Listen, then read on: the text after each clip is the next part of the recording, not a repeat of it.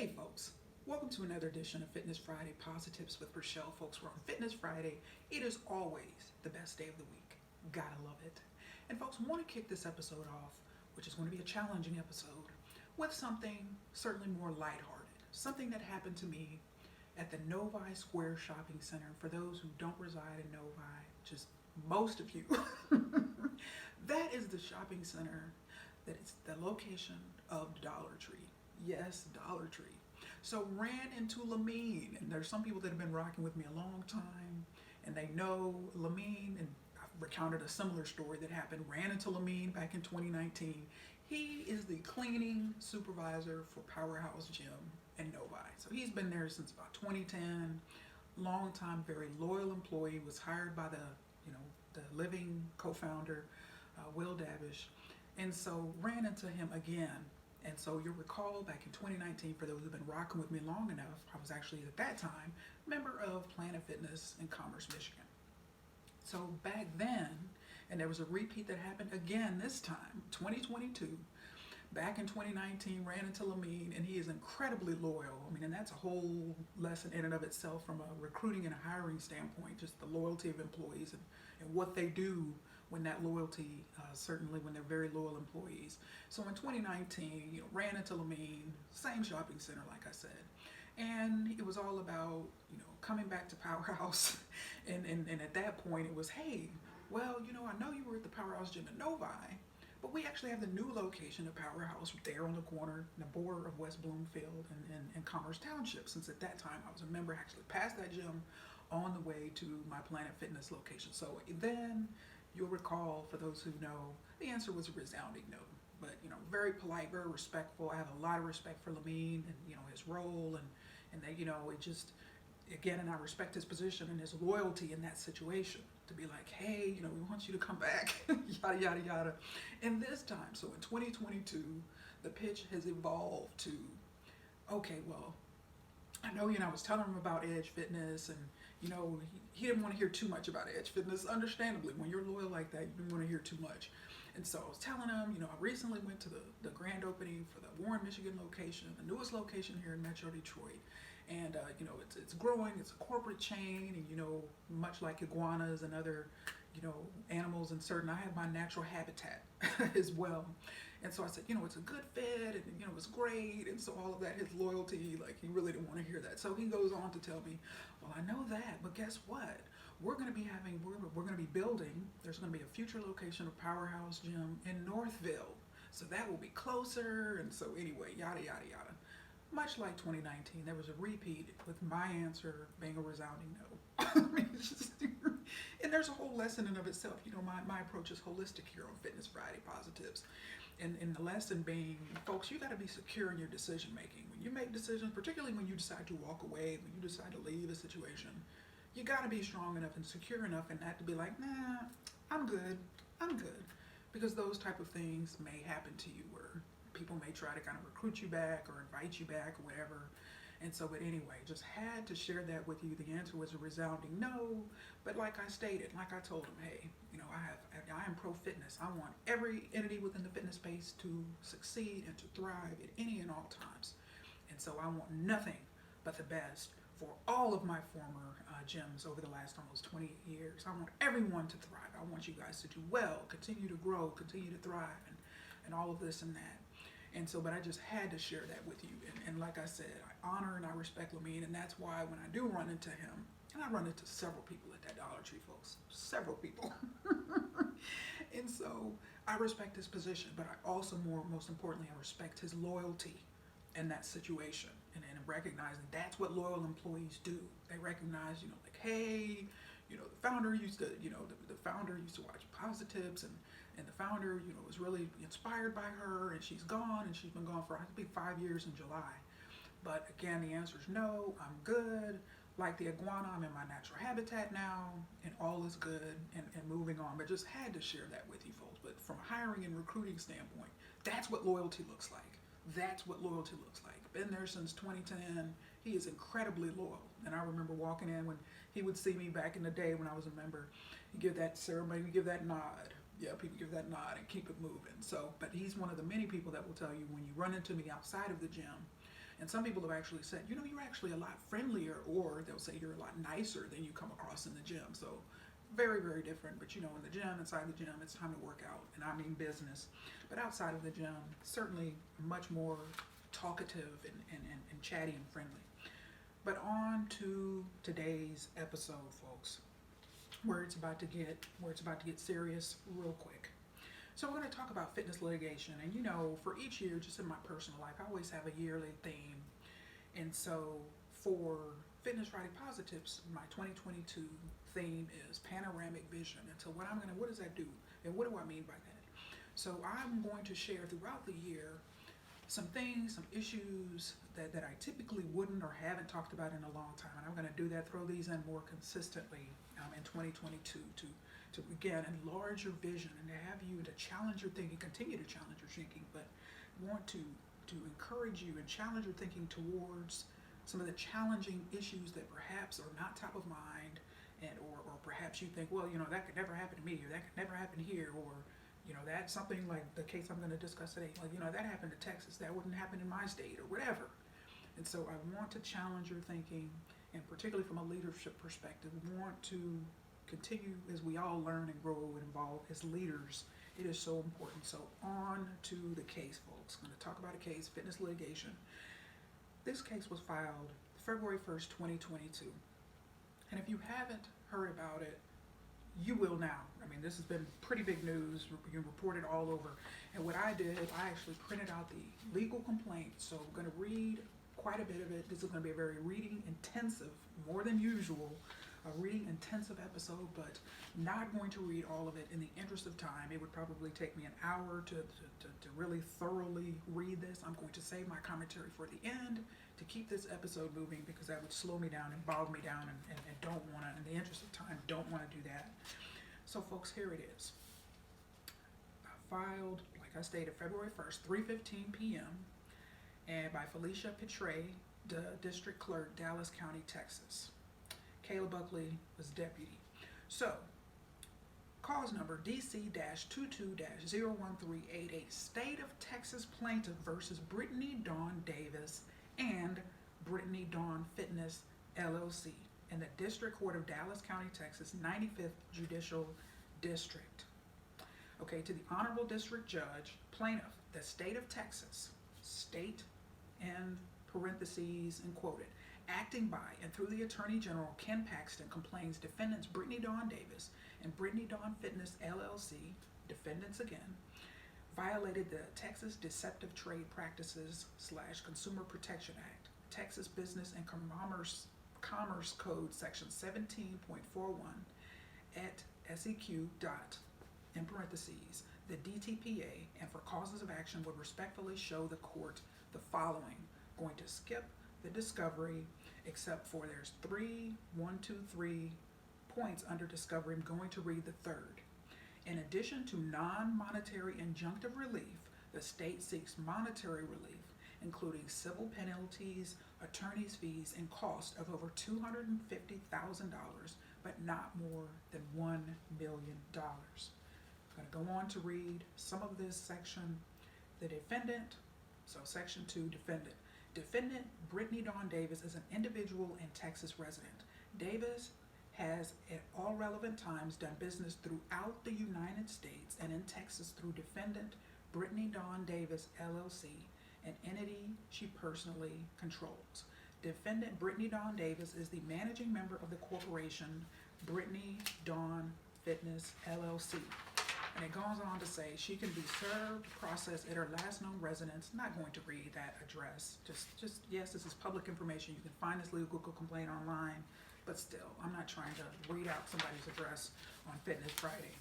And the next section of that section goes on to talk about a registered agent and gives that registered agent for Brittany Dawn Fitness, LLC, gives that person, Deborah L. Davis, her address. Not going to read that as well. In the interest of time, but just in the interest of respect. Okay, so section 3, jurisdiction and venue. Not going to read that in the interest of time, but I encourage you to find this legal complaint online and read through it. And so next section, trade and commerce, very short, not going to read that. Next section, acts of agents, not going to read that. I'm going to do is launch here into this lengthy factual allegations overview because it is very, very important. So folks, listen up. So it goes on to say, beginning in 2014, defendants profited from the sale of online fitness packages to thousands of consumers with the promise of personalized nutritional guidance and individualized fitness coaching. Specifically, defendants' online fitness packages offered macronutritional assessments and, depending on the plan purchase, daily or weekly email training and one-on-one coaching. Defendants' online nutrition and fitness packages range from $92 for a one-time macro consultation to $300 for 3 months of personalized macros, trainings, and coaching. However, the online nutrition and fitness plans delivered to consumers were not individualized. Defendants also failed to provide the promised coaching and check-ins. Defendants largely ignored consumer complaints or, if they did respond, offered only partial refunds. In 2019, consumers' complaints on social media garnered media attention, prompting Defendant Davis to make a video apology posted to YouTube. Defendants promptly took the website down. Next, Defendant Brittany Dawn Davis is an internet influencer and the CEO and face of Brittany Dawn Fitness LLC. Influencers, in quotes, are individuals with large followings on social media. An internet influencer's following is typically in a distinct niche such as lifestyle, fashion, beauty, or physical fitness. Next, defendants Brittany Dawn Davis LLC and Ms. Davis sold personalized nutrition and fitness plans to consumers via a website, bdawnfit.com. Ms. Davis posted photographs of herself in fitness clothing and posted exercise tips, information about nutrition, such as healthy Starbucks hacks and body positive and inspirational quotes on her Instagram, Facebook, YouTube channel, Twitter, Pinterest page, and blog, which were all linked back to the bdawnfit.com website for sales. Next, the bdawnfit website offered personalized online fitness plans that contained a nutrition component based upon personalized macronutrients, an exercise component, and one-on-one coaching. Depending on the length and type of plan, consumers paid anywhere from $92 up to $300. The offered plans included the 30-day individualized macros and training and the 90-day individualized macros and training. Next, the bdawnfit website also offered a macro consult, which included one recalculation of the consumer's personalized macronutrients after the initial assessment. Defendants also offered specialized bridal or bikini competition fitness plans that included daily text/email check-ins, a self-guided training plan for $45, a fraction of the cost of fitness plans with individualized macros and training, and ebooks on nutrition were also offered. Next, regardless of which nutrition or fitness plan was purchased, an essential component of almost every sale on the website was the individualized coaching offered by Defendant Davis. The website identified Ms. Davis as the individual providing the coaching and support. She was described as your coach, and in parentheses, your coach, your confident, your biggest supporter and fan, end of quotes. There to, quote, push you, mold you, and help you find that person that you've always wanted to become, end quotes. The website instructed consumers purchasing a fitness plan to fill out the following survey so we can personalize your macros to your goals and needs. And Ms. Davis's first email to a purchasing consumer after the survey was completed stated, "Don't forget that this is just your starting point, and I will be making adjustments as needed throughout the next 4 or 12 weeks with me," end of quotes. And by the way, the quote started at "Don't forget that this is just your starting point." Next, according to Ms. Davis, the macronutrients for each consumer were customized at the very beginning of the plan based on several factors, including a customer's weight, height, goals, and activity level, and she adjusted the macronutrients throughout the plan as she determined necessary. Next, in addition to an initial assessment and continued refinement of macronutrients throughout the plan, as previously noted, an essential component of the goods and services offered by defendants was the personal fitness coaching. The weekly interactions between the consumers and their coach, Ms. Davis, were to be an integral part of the individualized support necessary to fully customize the plan for each consumer.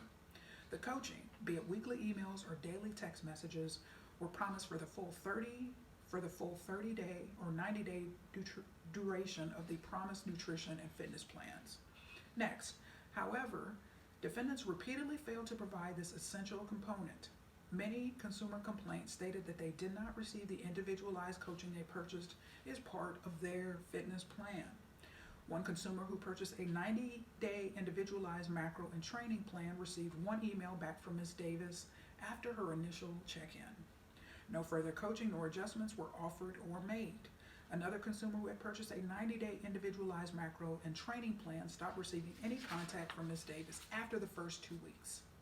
Still, other consumers complained that any responses they did receive, if even initially to a detailed check-in or specific question, were generic and non-substantive, e.g., "That's my girl," quotes and quotes, "That's my girl, you're killing it," or "You've got this, babe," end of quotes. Next, consumers who purchased a personalized online nutrition and fitness plans were given access to a Team Brittany Dawn Facebook group, which served as a virtual community of consumers on the same fitness journey. It was through the Facebook group that consumers realized that defendants had given the same individualized nutrition and fitness plans. One consumer commented that, "I thought at first you had created this workout plan based on my needs and wants until I referred 2 friends to you and their plans were the same." Another noted that her plan did not take into consideration her workout schedule frequency nor considered her workout limitations.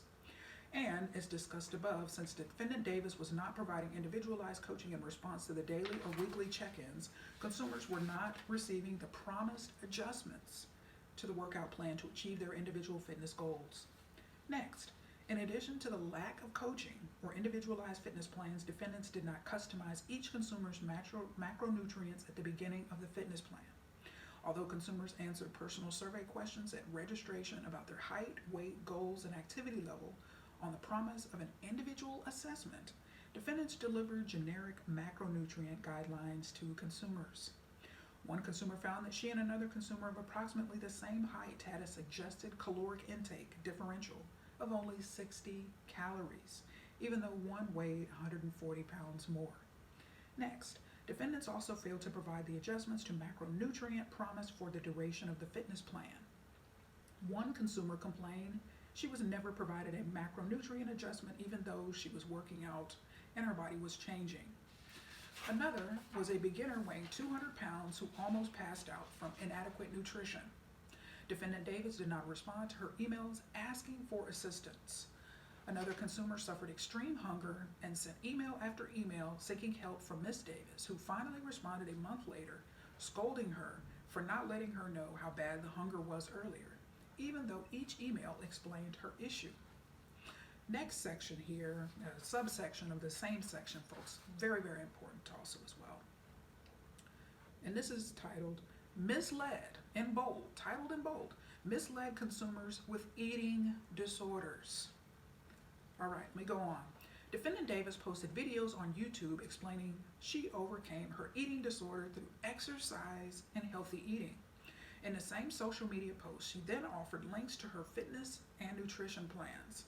Consumers inferred from defendant's videos and links to her website that she had special training to address eating disorders. One consumer noted that the main reason, quote, "the main reason I chose her," brackets Ms. Davis, "out of all the coaches out there was specifically that she advertised herself as an eating disorder soldier. It was incredibly important to me that the person I chose to coach me had an idea of what it was like to deal with an eating disorder. Prior to reaching out to her for guidance, I had battled with anorexia and my worst was below 80 pounds. At my worst, that she was implying that she was below 80 pounds. Next, Ms. Davis denies that she accepted consumers with eating disorders. However, consumer documents tell a different story. At least 14 consumers who sought refunds from defendants mentioned eating disorders in their complaints. One consumer on her initial survey states, quote, "I truly need guidance, help, and the right information and support now. I currently have an eating disorder, horrible body image views, ...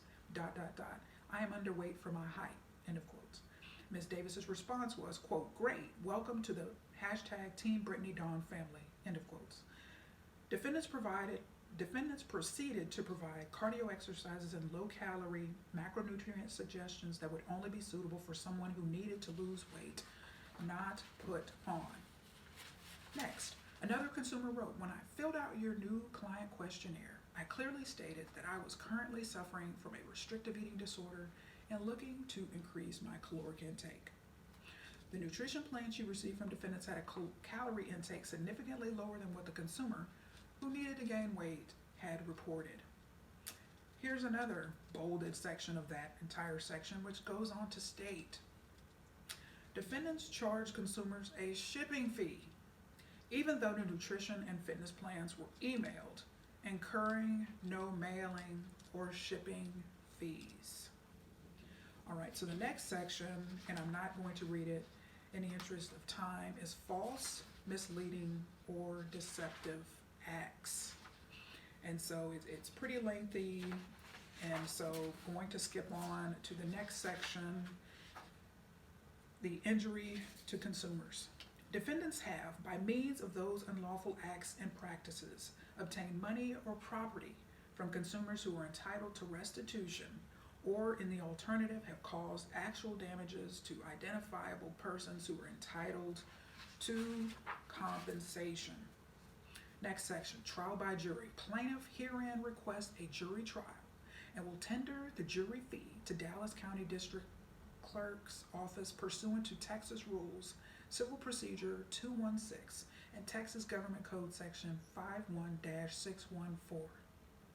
Next section, prayer for relief. Plaintiff prays that after due notice and hearing, the court enter a permanent injunction restraining and enjoining defendants, officers, agents, servants, employees, and attorneys, and any other person in active concerts or participation with any or all defendants who receive actual notice of the order from engaging in the following acts or practices. All right, A, Section A under that section, offering or selling any nutrition or fitness plans that includes personalized nutrition assessments as part of the plan, unless defendants will be providing personalized nutrition assessments based on the information provided by the individual consumer. B, offering or selling any nutrition or fitness plan that includes personalized nutrition reassessments or modifications as part of the plan, unless defendants will be providing personalized nutrition assessments and reassessments or modifications based on the information provided by the individual consumer. C, offering or selling any nutrition or fitness plan that includes individual one-on-one coaching of any frequency, parentheses, daily, weekly, monthly coaching sessions, end of parentheses, is part of the plan, unless defendants will be providing individual one-on-one coaching on the promised frequency, parentheses, daily, weekly, or monthly coaching sessions, end of parentheses, to support a consumer in achieving a specific nutrition or fitness goal. D, offering or selling any nutrition or fitness plan that includes personalized workout routines as part of the plan, unless defendants will be providing personalized workout routines based on the individual consumers. E, offering or selling any nutrition or fitness plan that includes personalized modifications or adjustments to any workout routines as part of the plan, unless defendants will be providing personalized modifications or adjustments to the consumer's workout routines to support a consumer in achieving a specific nutrition or fitness goal.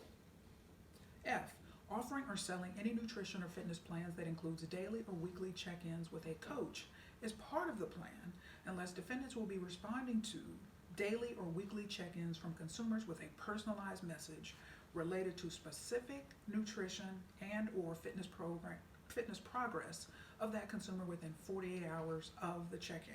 G, representing that defendant Brittany Dawn Davis has any special knowledge of training to address eating disorders when she does not. H, charging a shipping fee for goods or services delivered by email. Right? Next, plaintiff further requests that this court award monetary damages and restitution of monies paid by consumers. Next, plaintiff further requests that the defendants be ordered to pay the state of Texas, so A, civil penalties of up to $10,000 per violation for each and every violation of the DTPA as authorized by 17.47 parentheses C, end of parentheses, new parentheses, 1, end of parentheses. B, civil penalties of up to $250,000 when the act or practice that acquired or deprived money or other property from consumers who were 65 years of age or older when the act or practice occurred as authorized by 17.47 parentheses C end of parentheses new parentheses 2 end of parentheses. C. Pre-judgment and post-judgment interest on all awards of restitution, damages, or civil penalties as provided by law. D. Final page here, the complaint. All cost of court, cost of investigation, and reasonable attorney's fees pursuant to section 17.47 of the DTPA and Texas Government Code section 402.006 parentheses C end of parentheses. Next, plaintiff prays for a decree that all of defendants' fines, penalties, or forfeitures are not dischargeable in bankruptcy. C. 11 U.S.C. section 523 parentheses A end of parentheses new parentheses 7 end of parentheses.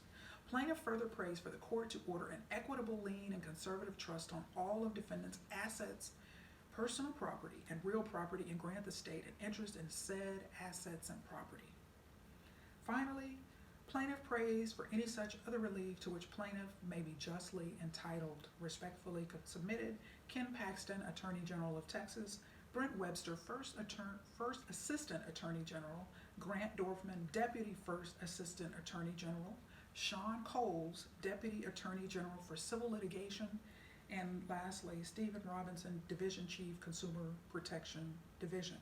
When it's actually signed by James Holian, Assistant Attorney General, and it lists all of his state bar number and contact information. So there it is. State of Texas versus Brittany Dawn Davis and Brittany Dawn Fitness, LLC. Very high profile case that has been extensively covered in the last few weeks. And part of my panoramic theme for 2022 on Fitness Friday, wanted to bring this case to your attention if you have not heard so. And so when we talk about, again, the SWOT analysis, and strengths and weaknesses are internal, opportunities and threats are external. So when we think about a case such as this, any type of fitness litigation that gets this high profile, any fitness litigation is some is more certainly higher profile than others. It's a threat to the whole industry, and why, particularly a case like this, because consumers here, these allegations outlined in this particular legal complaint in Texas. Then, of course, she worked with people across the country, so it'll be interesting to see if other state attorneys general also join in on this complaint. So we shall see, but it's not a good look. Certainly not a good look for the fitness industry, because when things like this happen, allegations like these are made, legal complaints like these are made, people look at this and say, see, there's another fitness scammer, or there's something bad happening in the fitness industry, and they can't be trusted. This person was claiming this, and this person was claiming that, and this person didn't have the credentials to be able to operate in this capacity regarding eating disorders. And so, the list goes on of pejorative things that people will say. Not only those who were directly impacted by this and that are part of the folks that are part of this complaint, but in other instances. All right, I mean, this is obviously a case of fitness litigation, folks, but fitness, and I've talked about this a few times over the years, but not a lot. Certainly, again, clarification for those who don't know, not an attorney, not able to provide legal advice, folks. But there's something like this, and the alleged behaviors, in my opinion, it's just a lesson I learned long ago. Growing up, you can't go wrong doing the right thing. Just do the right thing by people. And now this is blown up into this very large, high-profile legal complaint, and these allegations. But when you think about yes, I've outlined these specific allegations in this complaint, but we think about the fitness industry in general. And I talked about it in 2020 when it was going on. Okay, the class action lawsuits that were filed in various states against fitness chains and gyms who were charging members, although the gyms were closed. I mean, it was just things like that. But fitness litigation happens all the time. Things such as, Google is your friend if you're not familiar with a lot of fitness litigation that has occurred over the years. But things such as gyms charging members as if all is well and all is good, and then a few days later closing permanently. And these people are saying, okay, you charge me, and now all of a sudden you're closed, and they're wanting refunds and all of this and that, and contacting state attorneys generals. And so that's why I said when I mentioned a couple weeks ago and how that there a very large spotlight has been shining on the fitness industry, particularly regarding those class action lawsuits that were filed during COVID in 2020, and regarding that force majeure clause and how people were able to find relief and all of this and that. So attorneys general are really paying a lot of attention, and so this is, of course, is an example of that. People have been complaining for a long time, this complaint, but if you Google it and you see some of the news articles that have been written on this particular legal issue, but there was a change.org petition with thousands of signatures regarding Brittany Dawn Davis and Brittany Dawn Fitness. And so some disgruntled people that had been, for lack of a better term, had been kind of, victimized and burned in this situation by the defendant in this legal complaint. So, when there's a change.org petition, with people trying to just get help and bring visibility to an issue or a challenge that they're facing, it is not a good thing. It is not a good thing. And so that's why, and it is so important in the fitness industry, and this is something just in life in general, folks, we've got to do the right thing. We have to do the right thing. And I've got some leadership lessons, just a few, because there's a whole, if I were to mind map this, there would be a whole lot of subjects, certainly, that I could break out and discuss regarding this particular complaint. There's a lot, but I just want to draw on 3 leadership lessons. Leadership, it is so important, folks, regardless of what your role is. So important. Number 1, accountability or lack thereof. Several episodes ago, I talked about the importance of accountability, and most importantly, from a leadership perspective, self-accountability. Self-accountability. In this particular case, I just, reading this legal complaint, I was just thinking to myself, did she not have a team around her? Did she not have any truth tellers? That's why, when I think about Fitness Friday and how my vision for Fitness Friday over the years, and this is certainly, true in my personal and professional life, but it is just 2 important fundamental goals. Number 1, tell the truth. Number 2, help people. Help people. Recognizing who are the truth tellers. And so this is my whole commitment to telling the truth. That is my goal. I want to be a truth teller here on Fitness Friday. I want to be able to kind of bring, again, a complaint like this to your attention, so you think like, okay, wow, do we have any legal exposure in this particular area? Is there something? Do we need to tighten things up in terms of our own policies and procedures around coaching and things like that? But just the absence of a team around her, not an echo chamber, not people that are going to tell you what you want to hear.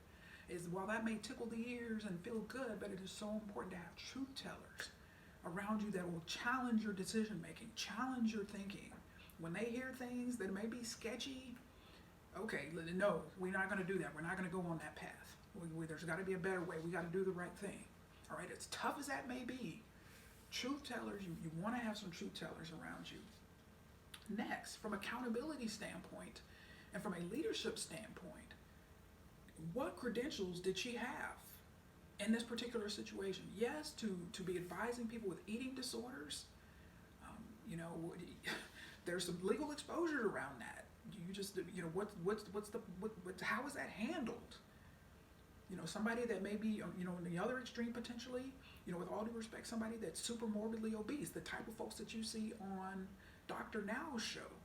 All right, My 600-Pound Life. There's a reason why he has seasoned, credentialed professionals dealing with individuals in that particular case. If somebody needs to lose 300, 400 pounds, like how is that handled?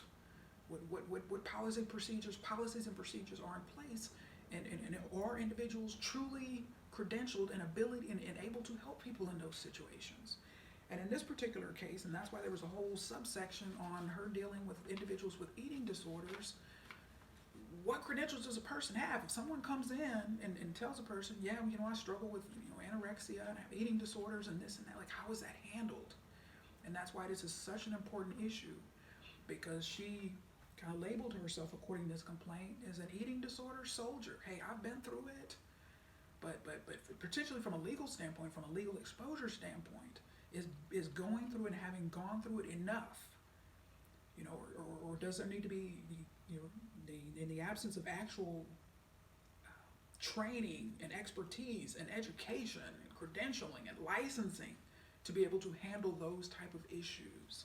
So that was very, very big. And so just accountability from others. We've got to be accountable. And it's other people holding us accountable. And it's obviously, she was operating independently.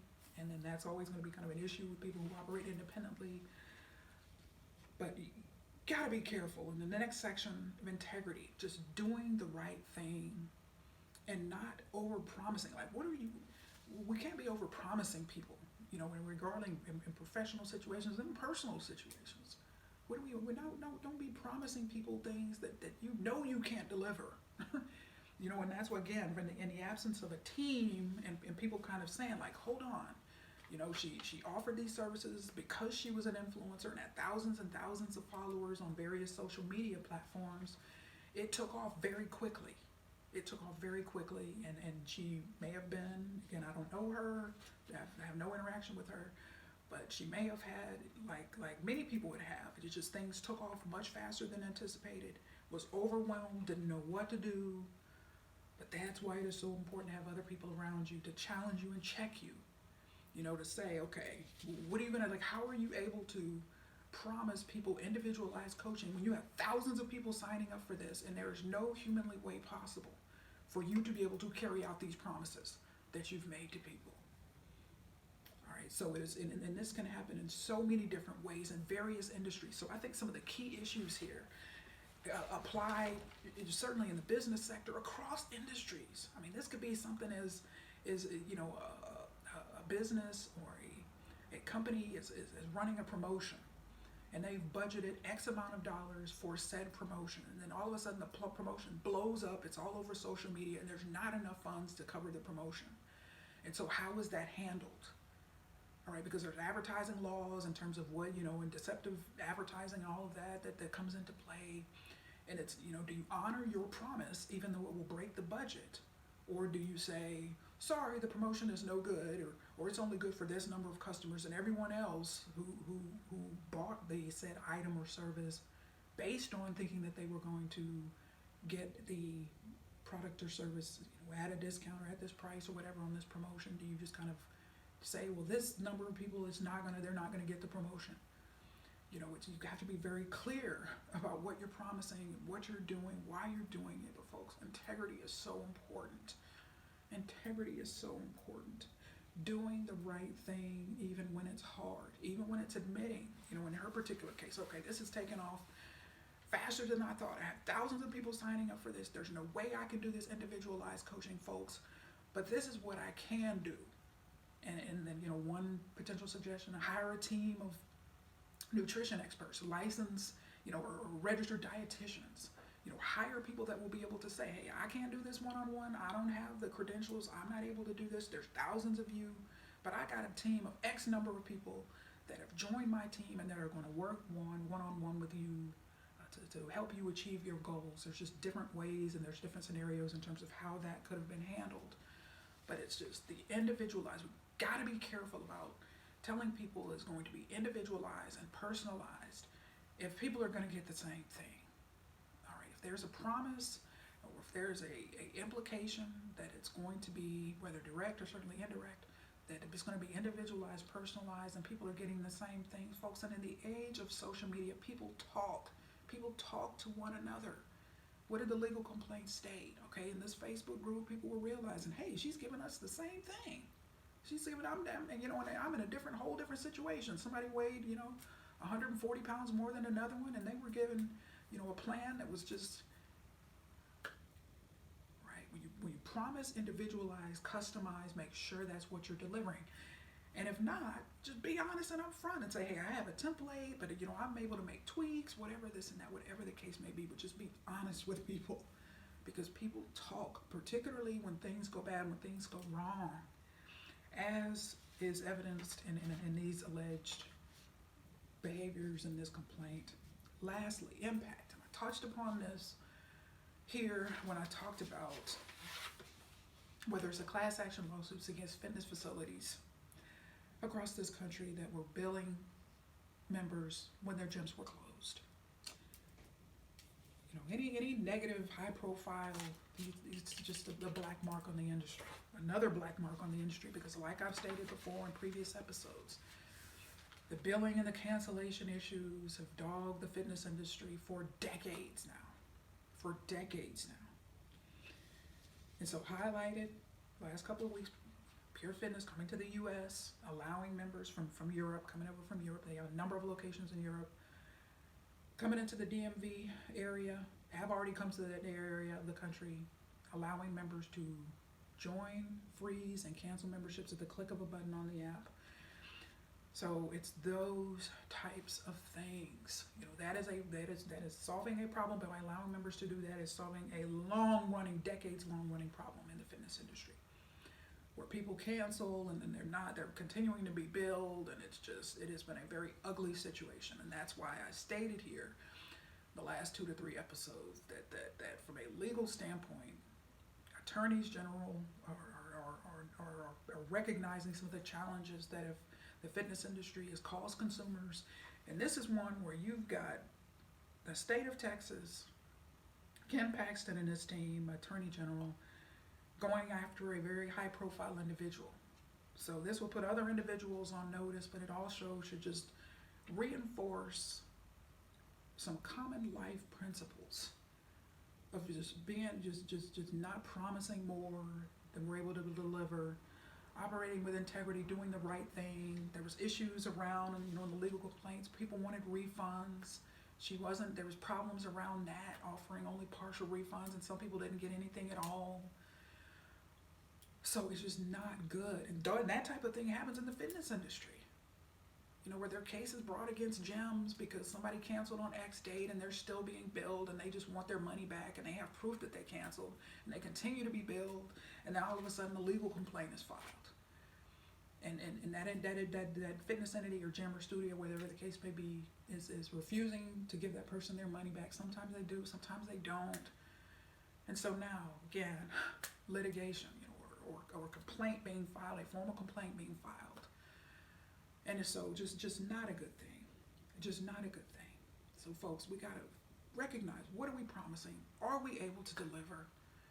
If that means of doing the right thing, even when it's hard, means losing face, losing revenue, whatever the case may be, when the consequences are not positive, doing the right thing is the only thing that matters anyway.